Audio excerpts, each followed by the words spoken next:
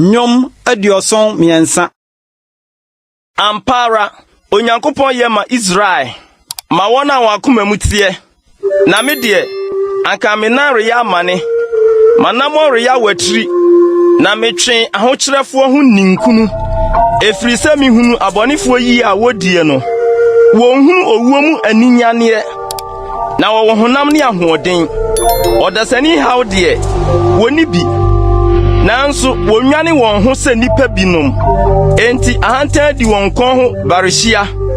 na akakan binsam asi won adurade srade ama won ani abubu won akomam adwene firibu so wosi atwetwe no de adwen mone ka amimdie asem woka akokrokosem woma won anoto osoro na won tachrema ninam asase so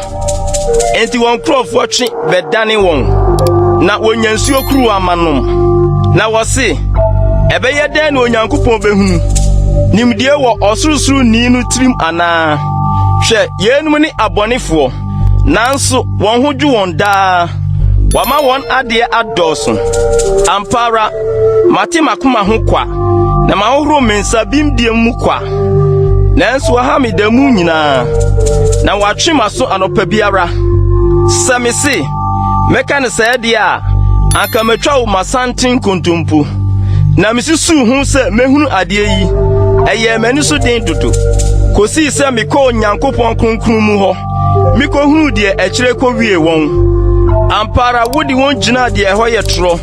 wodi won hwefon bubu won pasa hwe se wadane se amanfun sese yara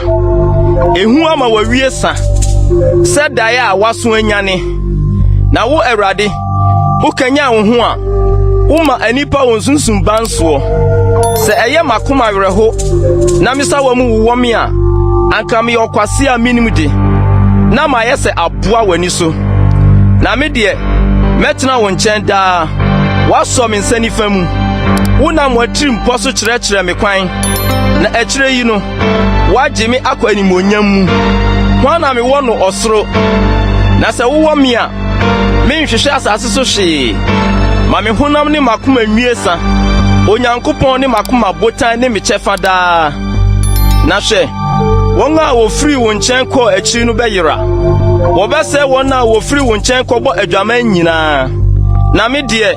Nyankopon nkyɛn tena yɛ ma me de Awurade ma yɛ me dwan kɔhyɛ bia